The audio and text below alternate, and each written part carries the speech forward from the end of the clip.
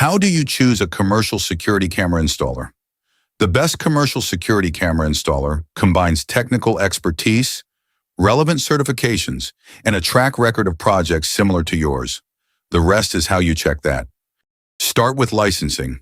It's on public record before you ever call them. Every state sets its own rules. In California, a C7 low-voltage license and an alarm company operator license are required. Check your state's contractor licensing board. Then, can they work under your funding rules? Take federal funding or government contracts. The installer must understand Section 889 requirements and deploy only compliant equipment. Government and education buyers have one more check. Can you actually buy through their cooperative purchasing program, like CMAS, PEPM, or GSA Schedule 84? That approval is often harder to get than the technical skill. Then, do they join things up? Multiple locations need national rollout experience. Single-site installers may lack the project management infrastructure to coordinate across facilities.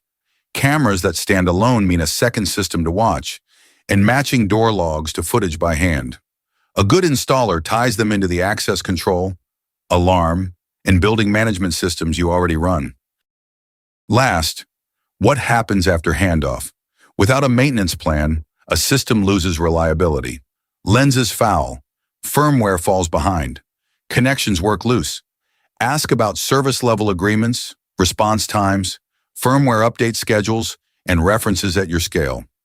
So, for a government buyer, compliance decides it. Across multiple sites, coordination decides it. Every installer gets checked on the license and the maintenance plan. So, run every one of those checks before you sign. Safe and Sound Security designs and installs commercial and government security systems nationwide with more than 20,000 locations protected over 19 years.